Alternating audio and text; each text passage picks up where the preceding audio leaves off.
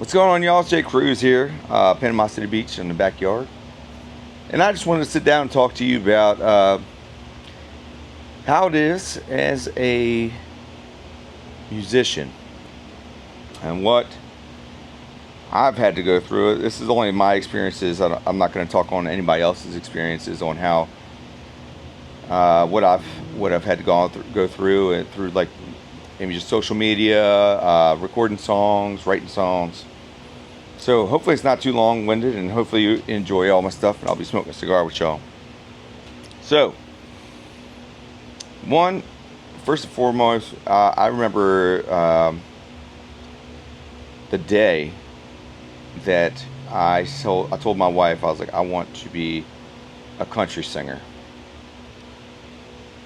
Now, if you rewound 20 years prior to that, while I was a teenager and growing up, man, I loved rap music, R&B, and that was my jam. I loved rock. But I also played trumpet from 4th grade to 12th grade, so I have a wide variety of music that I absolutely do love. I always say I go from Johann Sebastian Bach to Marilyn Manson. I mean, like, it's just a big variety of things that I enjoy. But I will say, it really kicked in for me when my wife told me I was going to be a father. So, being in the military already and was serving still. I'm on my retirement now, but I was like, man, what do I do to show my daughter she could do anything she wants to in life? So it's got to be something outlandish, something that a lot of people are like, man, you ain't gonna be able to do it, or people will support you, but they're always like, man, that you got to be one in a million to do anything. I mean, I've had a supervisor say, like, well, what do you want to do in life? I said, I want to be a country singer songwriter, and she was like, oh, that's so hard, you're not gonna be able to do that. And I was like, my Michael Jordan came in. I was like, all right, I'm gonna show you. And that's probably been me my whole life, where like I needed somebody's negativity towards me to fuel me. So I did it. So I started on my journey, and I went to Dan's Pawn Shop out here in St. Andrews, in Panama City. And I was like, all right, well, I can play piano by ear, but I need to learn. And let me get a guitar too. I didn't want to spend too much money on instruments if I wasn't really going to stick with it, right? But still, my plan was I got to still show my daughter that whatever you want to do, you got to go full force with it. So, obviously, 7 years later, I've been sticking with the guitar, and I have my fingertips to prove it. Like it's crazy. But I went to YouTube University, basically a doctor. And so I did that, and then I was like, all right, well, as I'm doing this, what else can I do? I said, well, I went to college to finish, because if she does go to college, I don't want her to be like, well, if you didn't finish, why do I have to finish? And I go by Poppy, and she's like, Poppy, why do I have to finish? I'm like, oh God, here we go. So I was like, let me go finish that up, because I hate not finishing what I start. Then, I was an amazing karaoke singer, along with everybody else. You don't even know. I mean, they were lined up out the door. So, instead of just trying to lie to myself to say that I was the best singer in the world for karaoke, I went to a vocal coach out here in Sandestin. Her name is Alyssa Steffens. And I went to her, and then within the first 3 months, she had me in her showcase. She had enough confidence in me that I could do that and perform and have a good enough voice that, I would be able to entertain people and not break the glass or have them run out in droves. That she had me up there, and I had 3 songs. I had three song set list. It was "Beautiful Crazy," "Cover Me Up," and "Chasing You." And let me tell you, my wife would tell you I about chased her out the damn house. How many times I sang these songs, because repetition is everything, right? So you got to keep. At least for me, because I got a thick head, thick skull, so I have to really drill it in there for me to memorize and remember everything. And so I did that. And I remember that night. It was a cool night. I got to watch everybody else, and when it got to me, we went live. But while I was up there, which nobody really knew, I'm up there strumming the guitar, and the first song was "Beautiful Crazy," and I'm strumming, and in my mind, I'm like, oh crap, I forgot the lyrics. And mind you, I've probably sang this song 1,000 times. I could be exaggerating, but my wife would tell you I sang it a lot. And when it came down to it, I was like, well, I got to do something. I got to at least make something up. So the first word out of my mouth was "Her day starts with a coffee," and it was the lyric. So it was in there. I guess I was just so nervous, I just didn't know. Sang that song, sang Jason Isbell's "Cover Me Up," and Morgan Wallen's "Chasing You," and that went so fast. And then I heard a round of applause. It's a good atmosphere for first-time performers. They're there to uplift you. And but it went so fast that, man, I was like, I want to do it again. So I guess you could call that a dopamine hit. Like, oh, I need this. I love the rush. And then after that, my daughter, she gave me my first Grammy. She gave me a Grammy, saying Poppy's first award, and that will always be on my mantle. I don't care if I do win Grammys or CMAs. That will always be my most cherished and beloved award. And I had some really awesome friends there to support me too. Other than my wife, I had my father-in-law, mother-in-law. I had some really great friends. And then while I was there, one of my good friends, I guess he saw something in me, and he's like, hey, let's go get him to play at Bruno's Pizza out in 30A Water Sound. And so that was months down the road, that was my first paying gig as a professional. So continuing on with vocal lessons and stuff like that, I started turning to YouTube. And I was like, well, I got to start practicing different songs and releasing them out there to put myself out there. And even though I was singing to a camera, man, I was so nervous. And nobody tells you how many times they have to do takes over and over and over, because you could say one word wrong, or the whole verse wrong, or you just strummed it wrong, and you're like, dang it. Other choice words too, but just at least my first time, I think I had like 50 or 60 takes, because I wanted it to be perfect. It's gotten better throughout the time, and now I just go live, and if I mess up, I mess up. Even pros mess up. They do it all the time. So I'm like, okay, cool. But that's a little bit of behind the scenes there, and I just had an iPhone and no real good microphone to kind of carry on the sound and make it better. And I mean, my guitar playing was it was very beginner, but and I'm still learning today. So like, I'm sure when I go back and look at videos that I posted, I think I've come leaps and bounds, that I'm going to be even more leaps and bounds later. I'm like, oh God, why did I do that? But there's one thing I want to stay true to, is that I want to be transparent all the time. I don't want to be that person to be like, I've been here, and I just got here, guys, so go ahead and listen to me.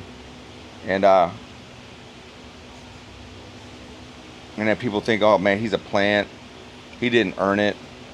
Well, shoot, I'm already 7 years into this music thing, and I think I'm earning it every step of the way. I've tried to. Well, I am being a weed in the cracks of cement, especially in the city and an urban setting, because you know how hard it is to get a flower to come through the cracks on a sidewalk.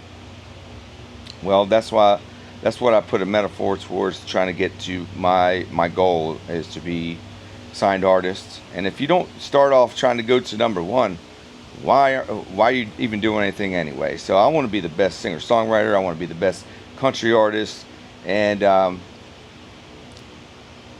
those are my goals, right? So all through that, I'm still learning, and you know, I get my first gig, and that's at Bruno's Pizza. And if you've been there, you know Jeff. He's always there slicing up the pizzas, and now you got Brittany there too, slinging pizza, and she's a lovely lady, and it's his wife. And so the first night, I think it was like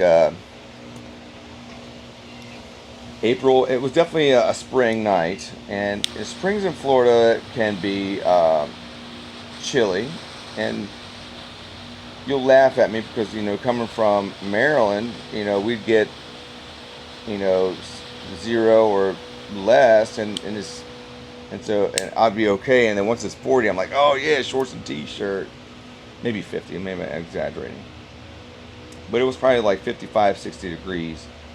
But when you're outside for that long period of time, like your hands start to slow, it gets cold, and I thank God I brought a jacket.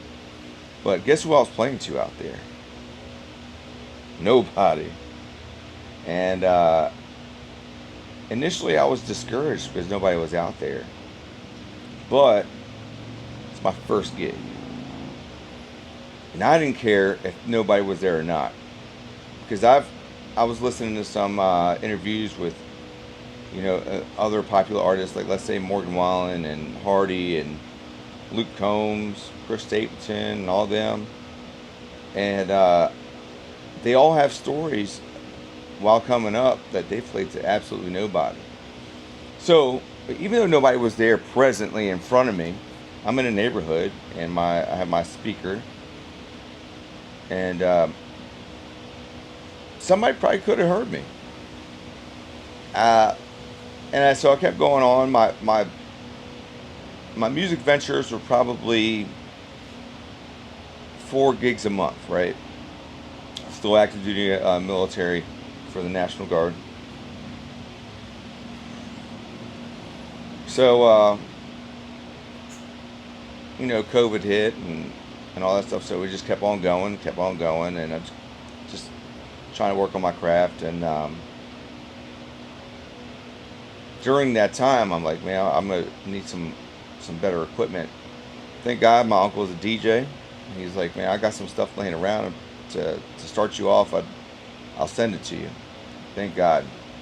And his name is DJ X-Ray. He does a lot of everything in New York City, and I've worked with him when I was, I don't know, 12, 13 years old. It's like a rite of passage in our family to go work with my uncle at the clubs. And funny story. I mean, we'd go to the club. I'd be taking all his equipment there, or these parties, taking up the equipment and bringing it back down. And then at around 5 o'clock in the morning, we would go to the New York Post, put the papers together, and then go deliver papers. And then we'd be home about, like, I don't know, 8, 9 o'clock in the morning, and then we'd sleep the rest of the day away.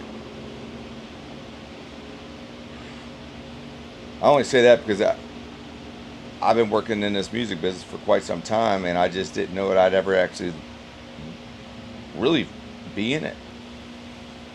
So, natural progressions of getting more gigs, and it's hard. I like to be a one-on-one person, to go up to owners and talk to them, or managers, and be like, hey, my name's Cruz, but my name's Jose. I'd love to be a part of your entertainment. And I've got a lot of no's, and I got some yeses, and some of the yeses started getting more and more because my reputation started going getting better, because I started getting better, thank goodness. And so more, all the no's started turning yeses. I still get no's today, but that's because of my network is still not as big as what I want it to be. But I have a really good network here at Panama City Beach. Um, then, the music scene here at Panama City Beach is really awesome. We got a couple people here that are really just like little angels. And one being Bar Dad, little Mike Santiago. He goes around filming people and just promoting them and telling them that they're awesome. And he puts out a daily schedule for all of the music in Bay County, and sometimes even Washington County and Walton County. So if you're ever in the area, just make sure you look up Bar Dad, and he's always posting up his the schedule. And music saved his life, and that's why he does it. And it continues to save his life, which is awesome. So him doing that opened up some more doors. Awesome friends that I've met. My friend Brooke, she opened the door at a place that she works at, that Caja place, and vouched for me. Thank you for that. And she also vouched her and Rachel vouched for me at another bar called Buster's, and everything just started lining up here and there. And now let's say we're fast forwarding a couple of years down the road. I'm like, I'm doing all these covers, and my thought is, if I'm going to be the best #1 singer-songwriter, I'm going to have to start writing my own songs. I'm going to have to start recording them, put some singles out, maybe put an EP out, maybe put an LP out. So my 40th birthday, went up to Nashville, and I caught a very big inspiration, saying that this is kind of where home is going to be one day. So much music, there's so much singer-songwriters out there that have made it. I went to the Country Music Hall of Fame and I've seen all these people, all the history of country music. I was like, yes, all right, we're going to do it. It's in my mind. So I kept doing the gigs, and then next year, 41, my wife was like, well, honey, I want to do a business trip. I was like, okay, well, I want to go to Nashville for my birthday. Are you coming? And initially I was really upset, but she ended up not coming, and I still had a great time. And within that time, I met a couple guys, specifically two is, I think his last name, but first name was Roger, and his other guy named Mikey. So this is the end of my trip. I went through all the bars, and I said hi to a couple people I knew, like Dom, and that she was singing at. And then, so the last day, since I do like cigars, I'm like, man, what do I do? I got to get out of this Airbnb by 11. I got to do something. So I stowed my my luggage into, if you've been to Nashville, they got these vans that go around and just hold your luggage until you need to go, or until your Airbnb is open. And I took one of them Lime scooters. I was zipping around, zip, zip, zip. And then I went to Casa de Monte Cristo, the cigar bar. And I had my Martin guitar on my back. And this guy, his name's Mikey, but I didn't know him at the time. He's like, hey man, you play music? I was like, man, yeah, I just walk around with a good old guitar on my back. Of course I play music. So that was also the beginning of where God was interjecting too. And he's a very big godly man, and he also loves country music. So me, Roger, and Mikey were sitting there smoking a cigar, and Roger's like, "Hey man, I got a guy. He's a producer. His name is John Willis. He's an amazing dude, and he's done a lot here in Nashville. I think you'd fit with him." I was like, "Oh, that's awesome." So he gave me his number, and held on to it, and we talked about God, we talked about music, we talked about business. And that's what you do at the cigar bar. You're trying to figure out the world's problems. So, uh,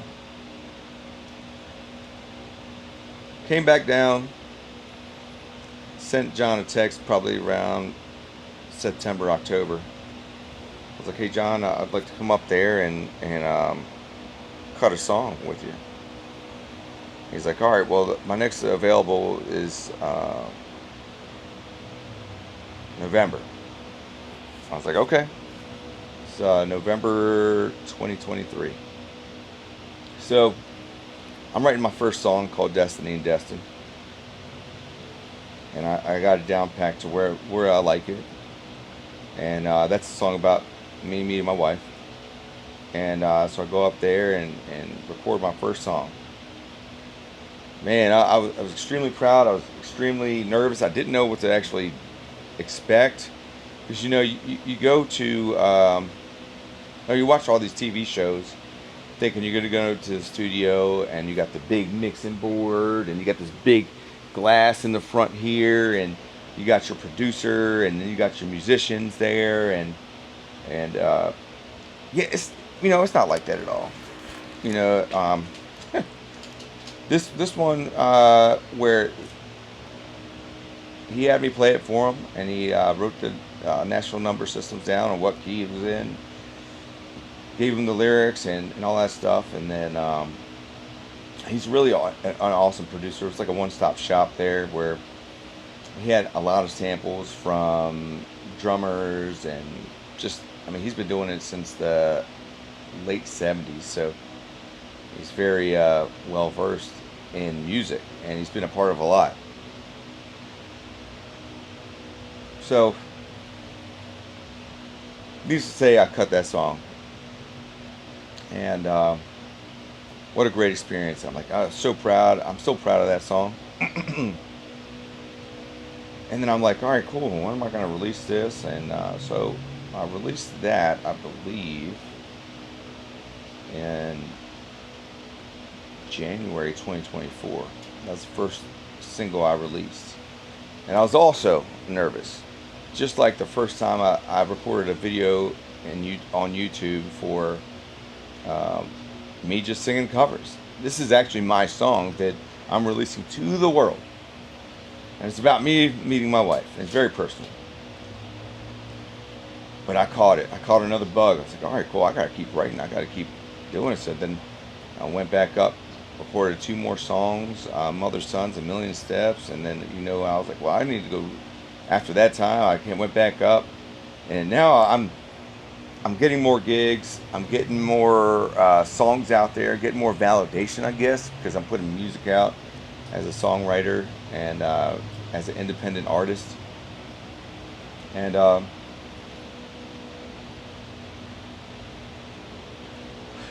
wanted to expand different styles of producers. Everybody has a different style.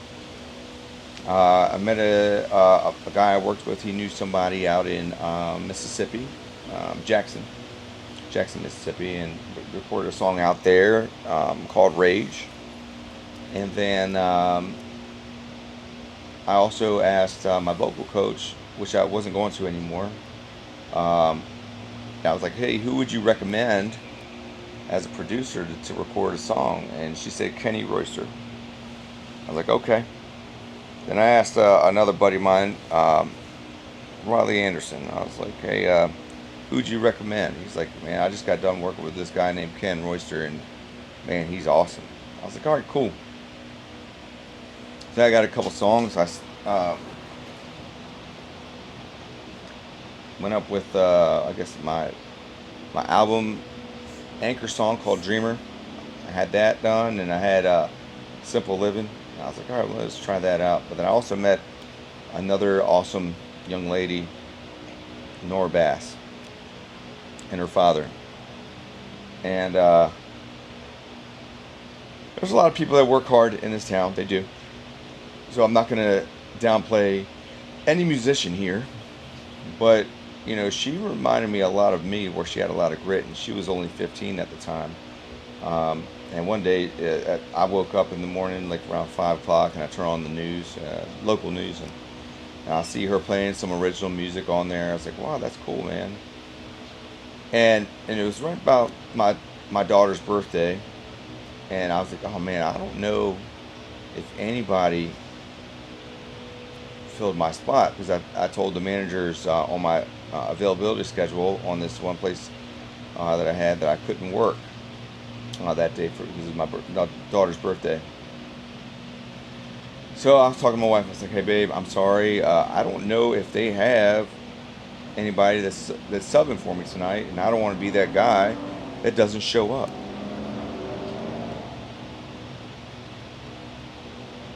So I show up, and man, who did I see? It was this young girl and her father unloading and setting up for a show at the venue that I was supposed to be at. And I was like, you know what, this would be a great opportunity to meet them. So I went up, said thank you for being available, all that stuff. I didn't set it up, but it was still cool. And God intervened there too.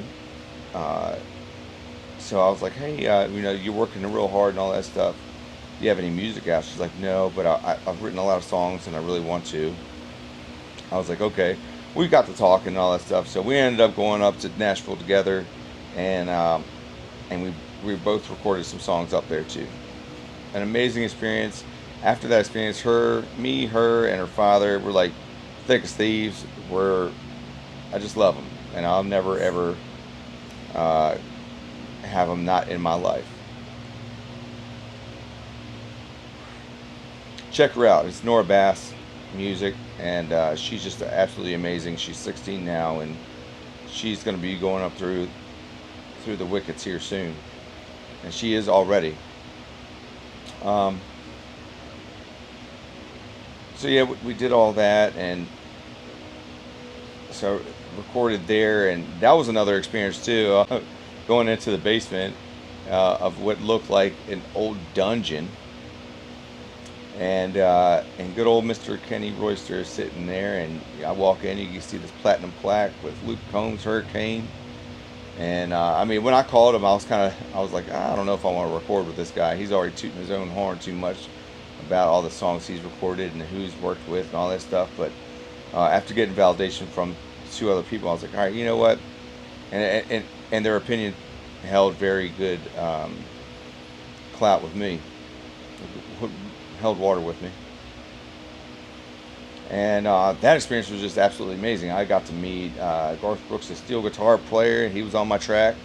Tim McGraw's drummer, Tim McGraw's pianist, and some seasoned veterans that have probably been on thousands and thousands of tracks of many amazing musicians, artists that you just never heard of them.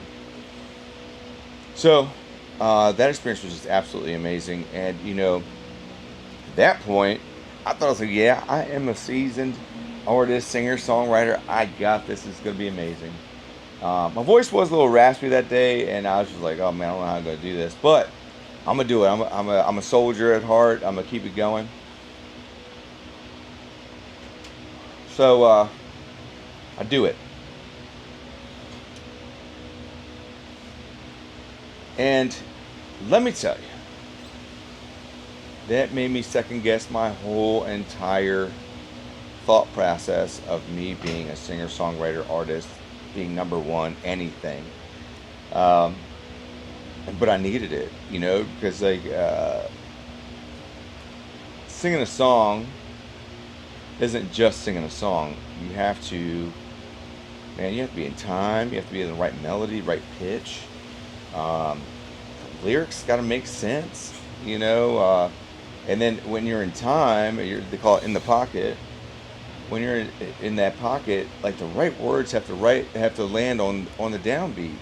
You know, if you emphasize a word that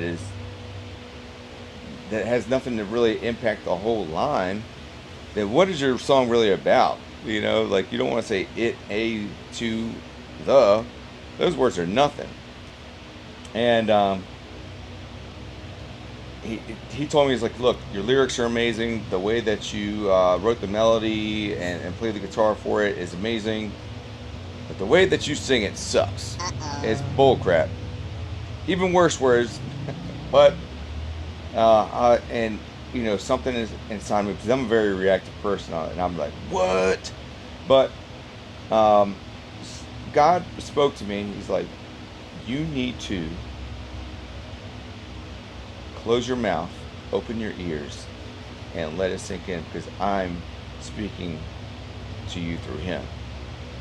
And it literally just, wow, it's just awesome. And He helped me. He helped me get a map through the song that I needed to do. And I was like, man, I can't wait to get this song done today. He's like, yeah, that ain't happening either. So like, I'm already down and dumb. Like, dang, no, I just spent all this money. But you know what I did? I spent money on. I spent money on experience in a master class of information that I didn't know. One of my favorite quotes is by Fred Taylor, and he said it when he was on I Am Athlete, but he's on he's part of the Pivot podcast. Exposure leads to expansion. If I'm never exposed to anything, how am I supposed to know? I can't expand into it, and I only know what I know. So this was information. It was just like, hey, download it, learn it, and really take it to heart. And now you really have to dig deep inside and put your pride aside and really just get this done. So I did that. Went back home, listened to the map of my song, and then I came back up a couple weeks later, ready. And I've never been so ready in my life to sing 2 songs, record it, and get it done. And I'm down there, and now he's throwing different terms to me, and like, oh, we should do this, do that. I'm like, I thought I was a fast learner, you know, but he would also say, he's like, adults are dumb. They already know what they know, and they're already taught bad what do you call it? Bad lessons, bad tendencies. And I was used to doing what I was doing. It was wrong. So I did it. I learned more, and I tell you what, thank God for Kenny Royster, because that's just another stepping stone that I would have had to learn. I'm glad I learned it in the beginning and not at the end. And I'm sitting here just spending money and trying to do my best to be number one. And I'm not surrounding my people that can be number one. Have taught people number one. I've been around people that are number one. So, man, how grateful am I for that? But I want to go back probably a couple months prior to recording with Ken Royster. I went up to Idaho, Boise, Idaho, for a military TDY, it's a temporary duty, to learn something called contemporary bass issues. Has nothing to do with what I'm talking about now, but the class that I went to. But so I'm flying from Virginia from another duty spot, and I'm researching. I'm like, man, what the hell is there to do in Boise, Idaho? I know they got some good potatoes. Well, let me tell you, the city really just surprised the crap out of me. It's absolutely amazing there, and they got this mountain called like Top Rock or Table Rock. It's got a big crucifix on the top of it, and it overlooks the whole city of Boise. And I had the bright idea. I was like, man, as soon as I get off this plane, I'm going to get my guitar. I'm going to stay in my boots and my jeans, and I'm going to get a little bit of bourbon. I'm going to hike up this mountain. This ain't going to be bad. Or actually, I thought I was going to drive up it, and that didn't work out because you had to hike it. And I said, I'm going to do it. Well, I just came from sea level, went to a mountainous region, and I'm up in altitude, and I'm hiking up this trail in my boots and my guitar, and everybody else is in athleisure wear and just ready to do the hike and having water, and I'm just sitting around with Kentucky dirty water. So, I mean, it has water in it, but it just didn't have the water what I needed. But man, I felt my blood pressure just boom, boom, boom. Like I'm like, oh my god, I might have to turn around and not do this. And at that, a couple moments, but the first moment, I looked up at the top of that mountain, that tabletop, and I saw the crucifix, and I heard like, you know what, I did this for you. You could do this, and I was like, you know what, you're right. Jesus, you gave up a lot, so I'm going to go ahead and keep hiking up this mountain. So I kept doing it, and I stopped a couple other times, and it was hard. It was hard, especially with cowboy boots and a guitar strapped to your back that wasn't really releasing any heat. Get up there, play a couple songs, record a couple songs up there, just to say, hey, I did it. It was awesome. But then I was also compelled to come up and watch a sunrise on the top of that mountain. I don't know what it was. It just came over me. And so I planned on the day that I was leaving, that morning, I was going to hike that trail and watch the sunrise.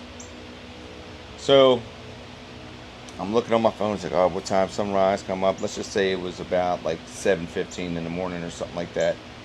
So I get there. I was like, oh, it took me about 45 minutes to get up there. So I'm going to give myself a good hour, 30 minutes to go up there and just watch the sunrise.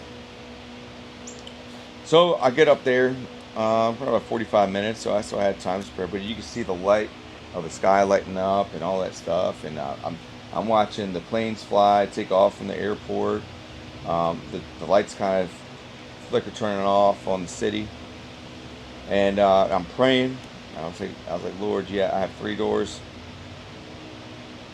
This is what I could do. I could stay in the military. I could become an aviator because I was accepted to the United Aviation Academy in Flagstaff, Arizona, or I can be a singer-songwriter artist, get into this music business, be number one. I said, whatever you choose for me, I will jump in both feet, and I will not question. I will just continue on, and I will assure that I will spread the word that you put me there. And you have me on this journey. Ever since then, I've had multiple conversations about God and music. And it's just been so amazing and reassuring. And I don't even strike these conversations up. They just, we just start talking about God. And I'm like, wow. And then we're already talking about music. And that's how I know that I have to go on this journey that I'm on right now. So keep going, and man, I also want to finish what I started. So I want to do my first album. So I recorded with Kenny, and then he wasn't available for the next couple months, so I wanted to hurry up and get the last couple songs recorded. So I went back to John and got the last couple songs done.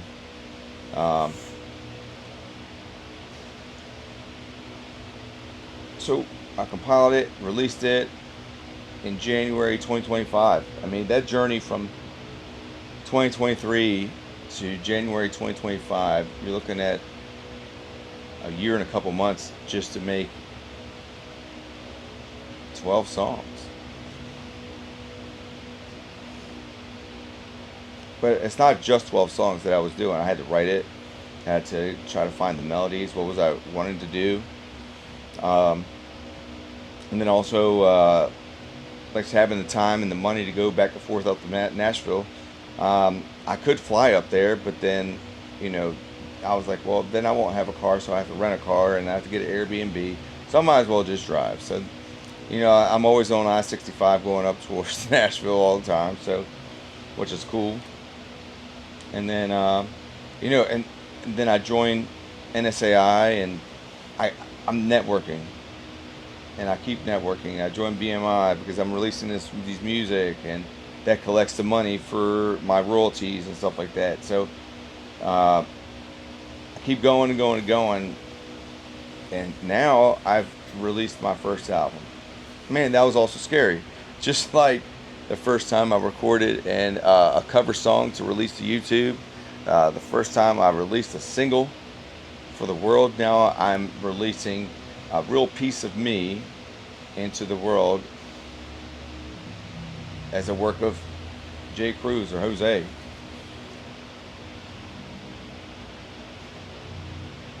It was definitely scary, but I've learned so much throughout this time.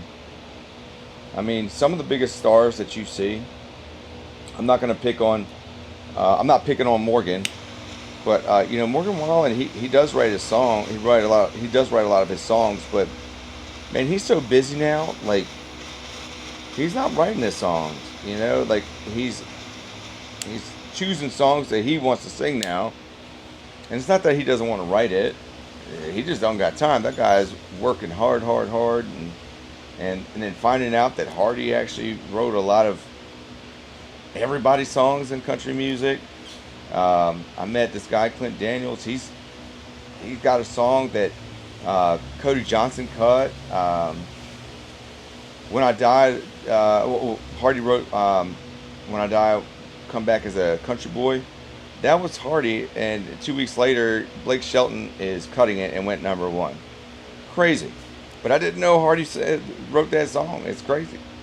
So like, I've started to network with a lot of songwriters in Nashville, and it's been really awesome. And I can't wait to make more acquaintances, more connections, more friends. Especially with NSAI, they help you navigate a lot of stuff. Because I mean, they're there in Music City, and like people are like, I don't know if I want to pay for NSAI. Well, I mean, you're paying for a network. You're paying for help. If you want to be a professional at anything, you got to have the right tools and have the right people and make the right investments. So I'm just investing in myself and doing that. And luckily, I've had a lot of people that God has put in my path to help me navigate this. Like, how do I release a song? Well, you have to have a music distributor. And what's a music distributor? Well, I don't know. I went to Google, and there was a couple of them, like CD Baby, DistroKid. I think the SoundCloud and all that stuff. And so I did more research on like which one do I think is the best one, the best of all evils. I went with DistroKid, and it's just they're a music distributor where you upload your music, you describe it, you put all of your credits into it, and you set a release date. You can put your lyrics in there because on Apple Music or YouTube Music, Spotify, stuff like that. When you have the lyrics there, it's not because it just auto generates. Somebody has to type that in there. And I know DistroKid, when you put it in there, the AI can try to decipher some of the lyrics, but you really have to make sure you go in there and make sure they are the right lyrics, because AI is not smart. It is smart, but it's not that smart yet. There will be a day. But that was a learning curve, and then also like when to release a song. Man, you do not want to release a song when a big music star is releasing a song, or you're just going to get buried. I mean, it's already hard as an independent artist to be found and get noticed. It'll be even harder if you're trying to do it on a big single release date of a superstar, as like let's say Morgan Wallen. Nobody's listening to good old Cruz when Morgan Wallen's releasing a song. Promise you that. Not yet.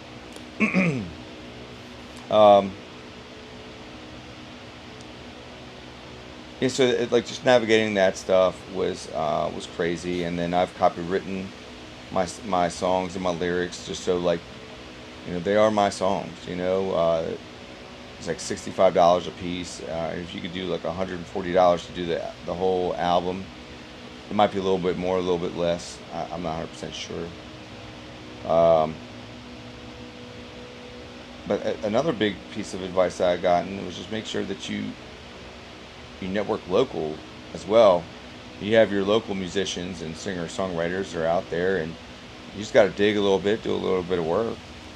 And I found a couple out here, which is really awesome. I mean, our community here is awesome. I have found the biggest lesson that I had to learn, which I learned earlier in life, to never really compare yourself to anybody else or compare your success to their success, because um, let's just say two of my buddies right now, Riley Anderson and Gage Cowart, they're doing great. They're doing big things. I mean, I can even say Nora Bass, and they're doing great things. And I'm like, well, why am I not doing that? Why is my opportunity not here? Well, one, God is not. It's not in my plan yet. It's coming. But two, they're doing this full time, and I was in the military full time, and have a family, so I'm splitting my time up at minimum three ways, trying to be successful in all things, being a soldier for the United States of America, being a father and a husband, and being a singer songwriter performer, trying to entertain. uh, and that was pretty hard. It took a toll on me last summer. That was the busiest I've ever been in my whole entire life, I think, where I was being pulled in so many ways. I've been busy, like, we're super stressed out situations, but I only had to really, like, especially being deployed, like, but I only had one mission to do. I didn't have to worry about outside influences. So, um, going back to that mountain, God told me to do this music thing, and I'm at a point in my life where I put in enough time to retire from the military, and I think I came to it where I have enough um, working gigs where I can still afford the bills and our way of life that we are used to, at least for a little bit.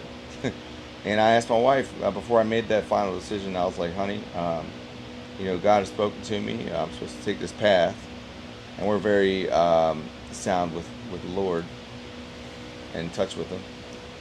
And I said, "Just give me like a year to a year and a half. And if it doesn't work out, I still set myself up in life to where I'll still be marketable and get back on our feet, or just not be able to, or not fall too far back to where I can't do anything, or like I would have to, like, I don't know, get on welfare or something like that." Like, I'm not saying anything about people that are on welfare or HUD or anything like that, because when I was a kid I was on that, but I don't ever want to go back to that. I'd rather have those resources for somebody else, and that aren't able to do what I'm able to do. So I told her that. So I submitted my retirement because I'm getting pretty busy. I'm getting notoriety. I'm playing some festivals, songwriter festivals, and getting booked private parties and stuff like that. And and going back to Riley, Gage, and Nora, they're out there, and they're boots to ground, and they're doing their own thing, and they're paving their own road, and they're already doing this full time. So I remember Riley telling me, he's like, "Man," 'cause he used to work for the train company, and he's like, "The best thing I've ever done was to resign from that job and do music full time, because then I can really concentrate on music, because that's what my passion, but it's what his passion was, which is also mine." And that's always rattling in the back of my mind too. Like, all right, so I got to concentrate on this new career, this new path that God's put me on. So, and I promised Him that I'd go 2 feet full in it. Coming to today, I mean, I've been blessed where I can travel and I can pick up a show in different states, different cities. Do podcasts. One podcast will be coming out soon is with my fraternity brother Joe Webb, and I love him, and it was pretty cool just to be a guest on his show, and then recently I reached out to Dylan Kelly out at 95.5. Dothan is W. I forget what the initials are. WHTVY or something like that. WTVY. I don't know. It's there. It's a country radio station up in Dothan, Alabama. So I'm going to be on the radio for the first time on this Wednesday and Friday. I'm like, holy crap. I mean, I don't care what size market it is. I'm still on the airwaves. People are going to hear me, which is mind-blowing. Really awesome. And then we recorded a podcast too, just talking about music and putting me out there. And man, the whole marketing thing is crazy too, because you got to try to continue to grow through the cracks. One thing I didn't touch on too is like marketing. Advertising, trying to get yourself out there. Getting on Facebook ads, Spotify ads. What ads do I need to be on to get my face in front of your face, my music into your ears? Oh man, everything takes money, right? So you always got to invest in yourself. So that was up to now. I mean, it's been a real journey, and I've got a couple songs I'm writing on and finished up, and working on album number 2. I'll probably record a single here within the next couple months. But yeah, I'm getting it. And I wouldn't be here without the support of my family, without the support of my friends. Some of the fans, I don't know if I have out there, but I'm sure you're supporting me too, and I appreciate you. I've seen some of your faces out there more than one time at the venues that I play at. But I just feel blessed, and I feel thankful that I get to do that. All started from going to Gulf Coast Jam, and I think it was 2017, and I saw Chris Jansen and Thomas Rhett. Going to that as my first not my first country concert. It was my first country concert. Nobody was fighting. Everybody was drinking, laughing, having a good old time. I saw Chris Jansen play 3 different instruments. I'm like, dang, that guy's good, man. And then Thomas Rhett, I mean, Die Happy Man is one of my favorite songs. And then he did his thing. He was playing multiple instruments too. I was like, man. But the biggest thing I took out of the whole festival in country music, that all the people, the masses, were all singing and they were happy. No fights. I'm sure there was fights, but I didn't see them. But the whole general consensus, it was a good time at this country festival.